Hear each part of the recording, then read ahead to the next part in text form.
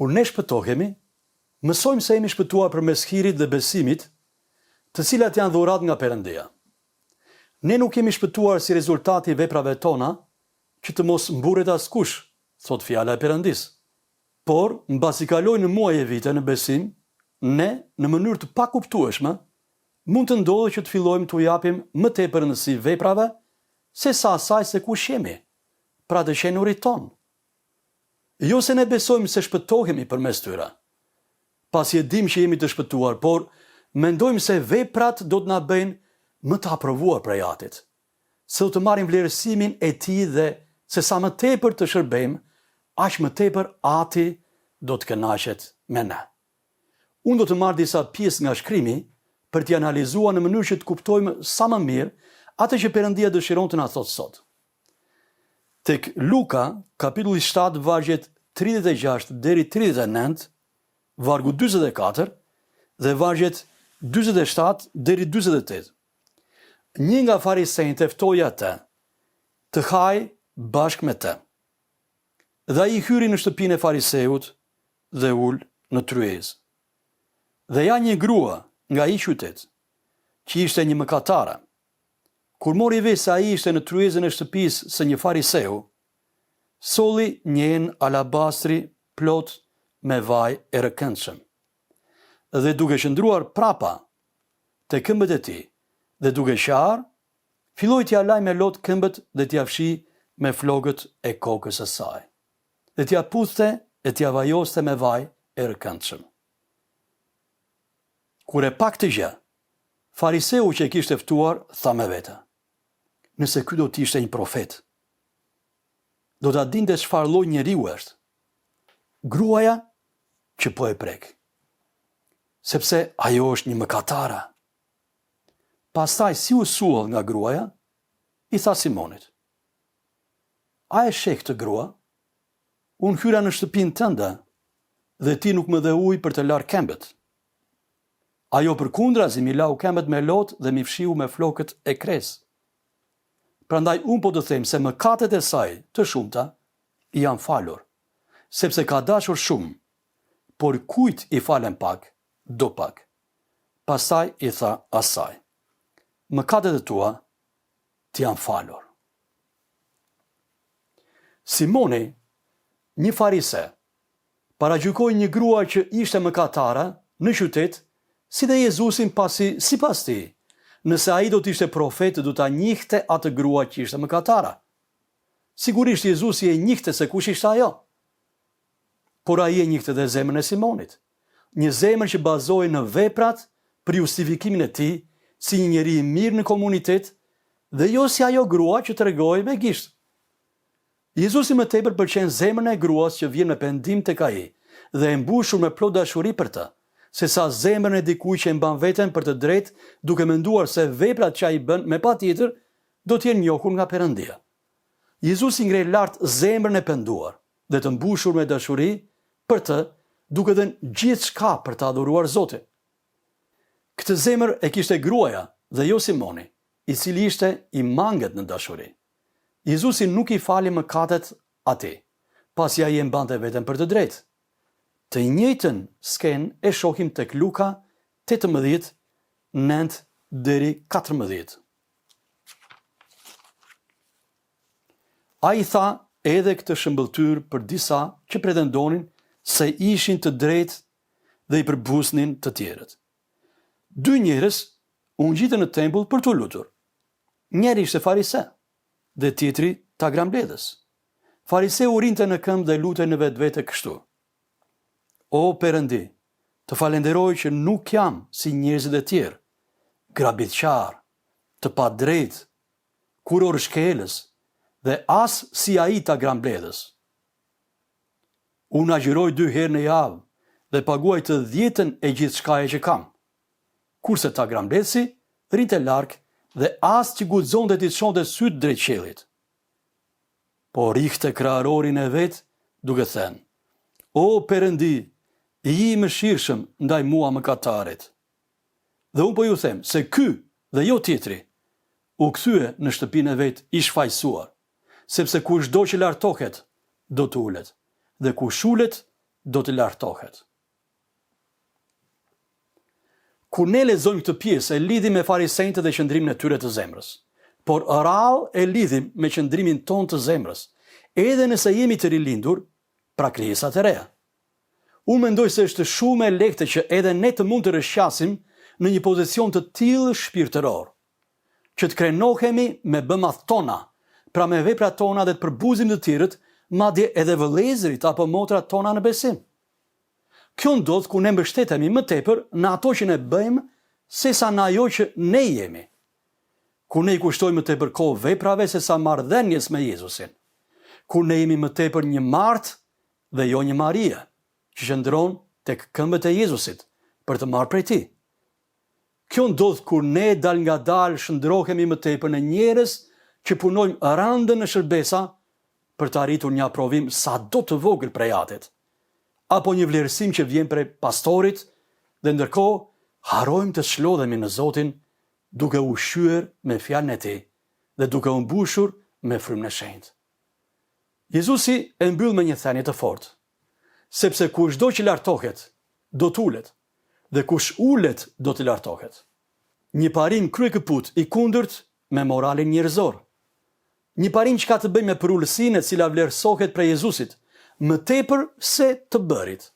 Nëse ne nuk transformohemi në karakterin e Krishtit, duke u veshur me përullësinë e tij, ajo që bëjmë, si të bërat e fariseut, nuk ka vlerë para syve të Zotit, por ajo që jemi ka më tepër rëndësi. Kush jemi ne? A jemi thyer para Jezusit? A rrëfejmë mëkatet tona? A kërkojmë prej tij urtësi e drejtim, udhëheqje? Apo gjithçka e bëjmë sipas mendimeve tona, planeve tona dhe fuqisë tonë? Ja çfarë ndodh me vëllain e madh tek shëmbëtyra e djalit plankprishës, tek Luka 15:20 deri 32. U çua pra dhe shkoi tek Jati. Por kur ishte ende larg, Jati e pa me dëmshuri. U lëshua vrap, rambi qafën e tij dhe puthi. Dhe i biri i tha: O Atë, më gatova kundër qiellit dhe para teje, dhe nuk jam i denjë të quhem biri yt. Por Jati u tha shërbëtorëve të vet: Sillni këtu robën më të bukur dhe visheni. I vini një unaz në gisht dhe sandale në këmbë. Nxirni jashtë viçin e majmur dhe therreni. Të ham dhe të gëzohemi, sepse ky biri im kishte vdekur dhe u kthye në jetë. Kishte humbur dhe u gjet përsëri. Dhe filluan të bënin një festë të madhe. Djali i tij i madh ishte në ara. Dhe kur u kthye, ju afrua shtëpisë, dëgjoi këngë valla. Atëherë thiri një shërbëtor dhe pyeti: Ç'ishte e gjitha kjo? Dhe ai i tha: U kthye yt vëlla dhe ju tat theri viçin e majmur, sepse ju kthye djali shëndoshë mirë. Kur i dëgjoi këto, ai u zemërua dhe nuk deshi të hynte. Atëherë Jati doli dhe ju lut të hynte. Por ai u përgjigj atit dhe tha: Ja u bën kaq vite që unë të shërbej, dhe kur s'kam shkelur asnjë nga urdhrat e tu. E megjithatë, kur s'më dhe një kec për të bërë një festë me miqtë e mi. Por kur u kthye ky djalë yt, që prishi pasurinë tënde me prostituta, ti there për të viçin e majmur. Atëherë Jati tha: O bir, ti je gjithmonë me mua, dhe çdo gjë që kam është e jotja. Por duhet të festojmë dhe të gëzohemi, sepse ky vëlla yt kishte vdekur dhe u kthye në jetë. Kishte humbur dhe u gjet përsëri. Djali i vogël kthehet i penduar për atë që kishte bërë të gabuar. Dhe hiri i Jatit të tij është i madh. Ai sërish merr autoritetin e birit kur i vihen unaza, rroba e birit dhe sandalet në këmbët e tij, që padyshim flasin shumë për autoritetin e birit mes shërbëtorëve të Atit të tij. Ktu kemi të përshkruar shumë bukur dy grupe të besimtarëve që paralelizohen me dy vëllezërit. Të atij që vjen i penduar tek Ati, për shkak se ka mëkatuar, dhe pranohet sërish prej atit, madje bëhet festë për te, dhe të ati që punon shumë rend në arën e tatit, për shumë vite, pa thyer urdhërimet e tij, e megjithatë sipas tij, ati i tij nuk i kishte dhënë kur një kec për të bërë festë me miqtë e tij.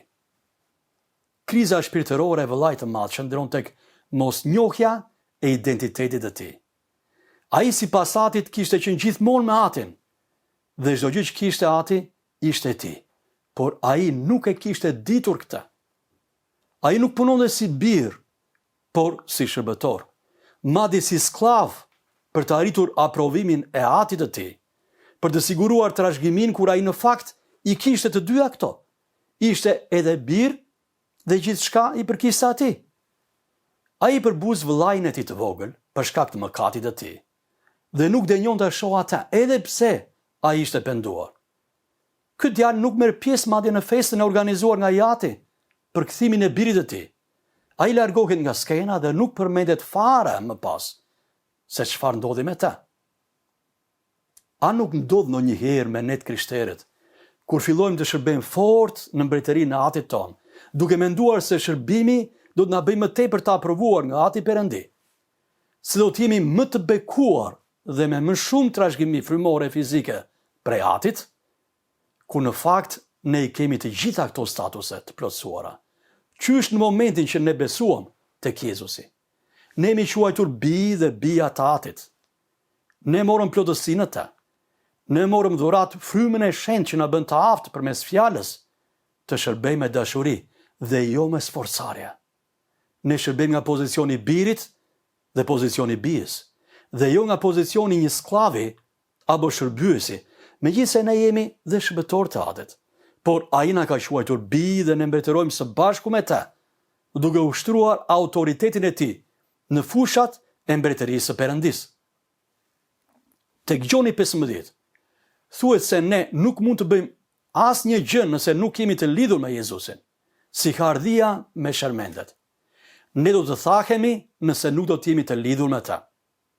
Ajo që ti dhe unë duhet të bëjmë, është thjesht të kuptojmë që jemi bij dhe bija dhe të qëndrojmë të lidhur me Jezusin, dhe kështu do të japim fryt në mënyrë të natyrshme përmes fuqisë së frymës së shenjtë. Ne nuk jemi jetim që gjithmonë do të ankohemi për mungesat tona. Ne nuk jemi sklever të mëkatit, që mos të kemi të veshur robën e birit. Të menduari se shërbesa jon është më e rëndësishme se vetë Zoti ynë dhe çlodhja në prezencën e tij, na bën që të bëhemi më fetar se sa vetë farisejt, dhe të harrojmë që besimi ynë bazohet në marrëdhënia me Krijuesin dhe jo në zbatimi i urdhërimeve në mënyrë robotike, ashtu si Izraeli urdhërohej në 10 e vjetër. Përpjekja për zbatimin e tyre i mbante ata në mallkim dhe gjithmonë të skllavëruar në mëkat. Por Jezusi u bë mallkim për ty dhe për mua, në mënyrë që ne të jetonim në lirinë e frymës. Aty ku është fryma, aty është liria dhe jeta. Nëse ne do të mendojmë se të bërit do të na justifikojnë para Zotit, do të na drejtësojnë, do të jemi më të mirët. Ajo që ne jemi, identiteti ynë në Krishtin, na bën që të kuptojmë pozicionin tonë në Krishtin dhe madje të shërbejmë në udhëheqjen e frymës dhe në fuqinë e tij, duke bërë vepra të qëndrueshme si arë dhe argjend, dhe jo kashte san që do të digjen shumë shpejt një ditë në zjarrin e gjykimit. A je gati sot kuptosh që ti je një birë dhe një bij? Se ti je bërë trashëgimtar i Atit dhe se gjithçka që ti duhet të bësh është të qëndrosh i lidhur me Jezusin në mënyrë që t'japësh frut të qëndrueshëm? A je gati të rëzosh idhullin shërbes, duke adhuruar Zotin e shërbesës dhe jo vetë shërbesën? Nëse po, bë një rrëfim sot dhe një zgjedhje për të qenë i lidhur me Jezusin dhe për të shërbyer në drejtimin e tij dhe jo me fuqitë e tua.